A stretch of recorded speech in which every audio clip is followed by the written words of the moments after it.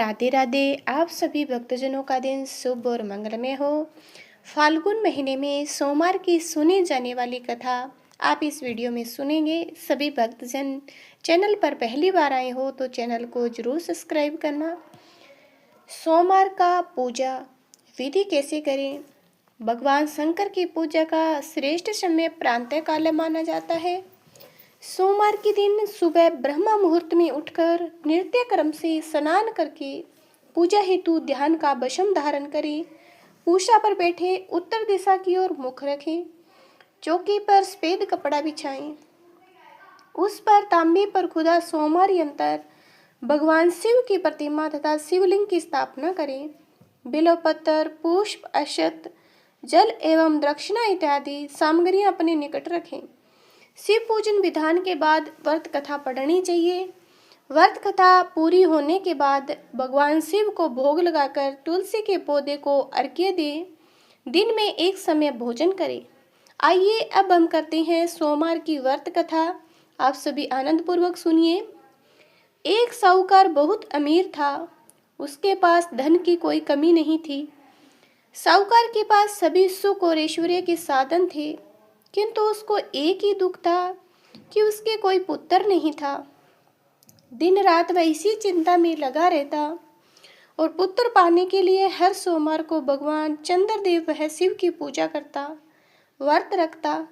साहूकार को भोलेनाथ के प्रति ऐसी भक्ति देखकर एक बार माँ पार्वती जी ने शिव जी से कहा, हे नाथ, यह साहूकार आपका अनन्य भक्त है और सदैव आपका व्रत और पूजा भक्ति भाव से किया करता है। आप कृपया करके इसकी मनोकामना को पूरी कर दें।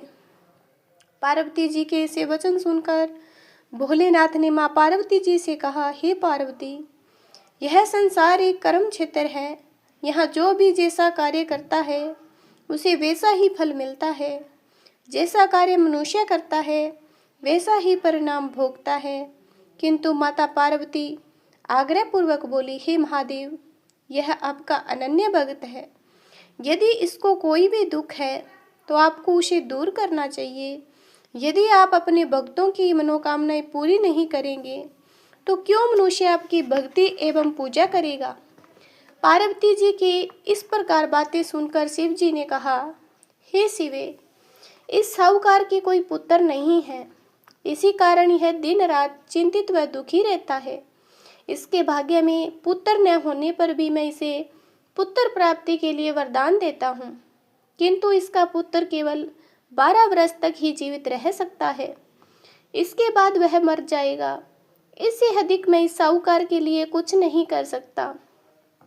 यह सब बातें साहूकार सुन रहा था। उसे साहूकार सारी बातें सुनकर न तो खुशी हुई न ही दुख। वह पूर्ववत शिव जी की पूजा एवं व्रत करता रहा।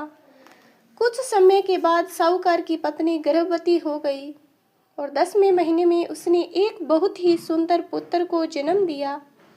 साहूकार के घर में बहुत खुशियां बनाई गई, किंतु साहूकार ने अपने पुत्र की 12 वर्ष की में उम्र जानकर कोई खुशी प्रकट नहीं की। इस संबंध में किसी को कोई भेद भी नहीं बताया। वह बालक धीरे धीरे बड़ा होने लगा। जब वह बालक 11 साल का हो गया तो बालक की माता ने साहूकार से शादी के लिए कहा, किंतु साहूकार ने कहा कि मैं इसे काशी जी पढ़ने भेजूंगा। साहूकार ने अपने साले को बुलाकर कहा कि तुम इस बालक को काशी पढ़ाने ले जाओ, विधिवत शिक्षा ग्रहण कराओ। साहूकार ने उसको बहुत सा धन देकर कहा कि रास्ते में जहाँ कहीं भी ठहरो वहाँ यज्ञ और ब्राह्मणों को भोजन कराते जाना। इस प्रकार वह दोनों मामा भांजे रास्ते में यज्ञ करते, दान देते, ब्राह्मणों को भोजन कराते जा रहे थे। रास्ते में एक शहर पड़ा। उस शहर में राजा की कन्या की शादी थी। एक अन्य राजा का लड़का बारात लेकर आया था, लेकिन वह एक आंख से काना था। लड़के के पिता को इस बात की चिंता की वह वर को देखकर कन्या के माता पिता शादी में किसी प्रकार की अड़चन न डालें। इसी कारण जब उन्होंने साहूकार के अति सुंदर बेटे को देखा तो मन में विचार आया कि क्यों न इस लड़के से शादी का कार्य पूरा करा लिया जाए। यह विचार कर उसने लड़के और उसके मामा से कहा, यदि आप फिर वह कन्यादान का कार्य पूर्ण करा देंगे तो आपकी बड़ी कृपा होगी और हम आपको बहुत सारा धन देंगे। साहूकार के लड़के और उसके मामा ने इस बात को स्वीकार कर लिया था। शादी का काम भली प्रकार से पूरा हो गया। जब वह लड़का जाने लगा तो उसने चुपके से राजकुमारी की चुनरी पर लिख दिया कि तेरा विवाह मेरे साथ हुआ है, लेकिन जिसके साथ तुम्हें भेजा जाएगा वह एक आंख से काना है। मैं काशी जी को जा रहा हूँ। राजकुमारी ने जब इस प्रकार लिखा पाया तो उसने राजकुमार के साथ जाने से इनकार कर दिया और कहा कि यह मेरा पति नहीं है। मेरी शादी जिसके साथ हुई वह काशी जी पढ़ने को गया हुआ है। राजकुमारी ने पिता जब यह सुना तो उसने अपनी कन्या को विदा करने से इनकार कर दिया। बारात वापस चली गई। उधर साहूकार का लड़का और उसका मामा काशी जी पहुँचे, जहाँ लड़के ने पढ़ना शुरू किया। अपना अतिरिक्त समय मामा भांजे यज्ञ दान आदि में व्यतीत करने लगे। इस प्रकार कई महीने बीत गए। जब लड़का 12 साल का हुआ तो उस दिन लड़के के मामा ने यज्ञ का आयोजन कर रखा था। अचानक ही लड़के की तबीयत खराब हो गई। लड़के के मामा ने कहा कि अंदर जाकर सो जाओ। लड़का अंदर जाकर सो गया। थोड़ी देर बाद लड़का मर गया। जब लड़के के मामा ने देखा कि वह मर गया है तो वह बहुत दुखी हुआ। उसने सोचा कि मैं पहले यज्ञ पूरा कर लूं, तब कुछ सोचूंगा। लड़के के मामा ने यज्ञ पूरा किया और फिर रोना प्रारंभ कर दिया। वह बहुत जोर जोर से रो रहा था। संयोगवश शिवजी और पार्वती उधर से जा रहे थे। पार्वती जी ने भगवान भोलेनाथ से कहा, हे नाथ, कोई दुखी व्यक्ति रो रहा है, उसके कष्टों को दूर कर दो। जब शिवजी और पार्वती वहां पहुंचे तो उन्होंने देखा कि वहां पर एक लड़का मरा हुआ पड़ा है। तब पार्वती जी देखते ही लड़के को पहचान लिया। पार्वती जी ने लड़के के मरने का कारण पूछा तो भोलेनाथ ने बताया, हे गौरी, इस लड़के की आयु इतनी ही थी, ये अपनी आयु पूरी कर चुका है।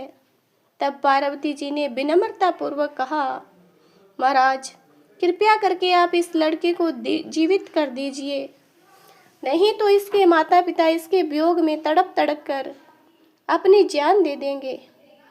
माता पार्वती की बात सुनकर शिव जी ने लड़के को पुनः जीवित कर दिया। शिव जी की कृपा से लड़का जीवित हो गया। शिव शंकर व पार्वती शिव धाम को चले गए। शिक्षा पूरी होने पर लड़का और उसका मामा पहले की तरह यज्ञ करते, ब्राह्मणों को भोजन तथा दक्षिणा देते हुए अपने घर की ओर चल दिए। रास्ते में दोनों उसी शहर में आए जहां पर उस लड़के की शादी हुई थी। वहां पहुंचकर दोनों ने यज्ञ करना शुरू कर दिया। जब वे दोनों यज्ञ कर रहे थे तो उस लड़के के ससुर यानी वहां के राजा ने, जो उधर से घोड़े पर बैठकर अपने सेवकों के साथ जा रहा था, उसने लड़के को पहचान लिया। राजा ने महल में ले जाकर दोनों की खूब सेवा की। कुछ समय राजा के महल में रहने के बाद लड़के ने राजा से जाने की आज्ञा ली। राजा ने लड़की को लड़के के साथ विदा किया, साथ में बहुत सा धन एवं दास दासियों को भेजा। जब वे अपने शहर में आए तो लड़के के मामा ने कहा, पहले मैं तुम्हारे माता पिता को तुम्हारे आने की खबर सुनाता हूँ, तब तक तुम अपनी पत्नी सहित आराम करो। ऐसा कहकर लड़के का मामा साहूकार और उसके पुत्र के आने की खबर देने चला आ गया। घर आकर उसने देखा कि उसके बहन और बहनोई छत पर बैठे हुए हैं।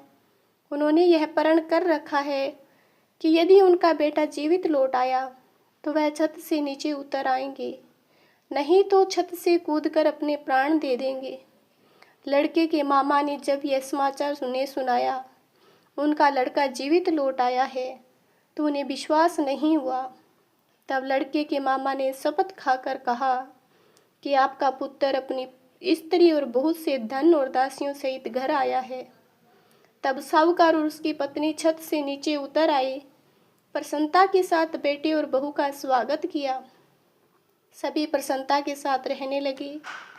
इस प्रकार भक्ति भाव से जो प्राणी सोमवार के व्रत का पालन करता है, प्रेम पूर्वक इस कथा को सुनता या पढ़ता है, उसके सभी कष्ट दूर होते हैं, सारी मनोकामनाएं पूर्ण होती है और इस श्लोक में सभी सुख सुविधाओं को भोग कर अंत में शिवलोक की प्राप्ति होती है। इस प्रकार सोमवार के व्रत को 16 सोमवार तक करें, फिर उद्यापन करें। इस व्रत के प्रभाव से सभी मानवों को सभी प्रकार के सुखों की प्राप्ति होती है। इस व्रत के बारे में कहा गया है, ग्रहण आदि में जप ध्यान हवन उपासना दान आदि सत्कार्य करने से जो फल मिलता है, वही फल सोमवार के व्रत से मिलता है। श्रावण में केदारनाथ का ब्रह्मा कमल से पूजन, दर्शन अर्चन तथा केदार चित्र में निवेश का विशेष महत्व है। इससे भगवान शंकर की प्रसन्नता और शिव की कृपा होती है। इसी प्रकार से हमारी कथा यहाँ पर समाप्त होती है।